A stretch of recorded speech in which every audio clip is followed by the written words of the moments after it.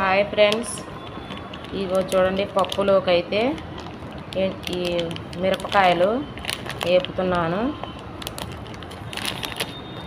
ఇదిగో ఇవి అయితే చేపలు చూసారా, ఇవి చాలా బాగుంటాయి చేపలు, ఇవి కూడా బాగుంటాయి.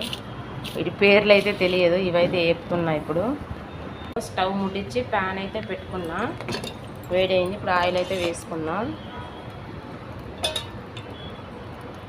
ఫస్ట్ మిరపకాయలు వేపుతాం. ఇవి ఉప్పు మిరపకాయలు పప్పులోకి చాలా బాగుంటాయి, పప్పు సాంబార్లోకి సూపర్గా ఉంటాయి. అయితే చాలు తీసేసుకున్నా. చేప ముక్కలు వేస్తున్నా.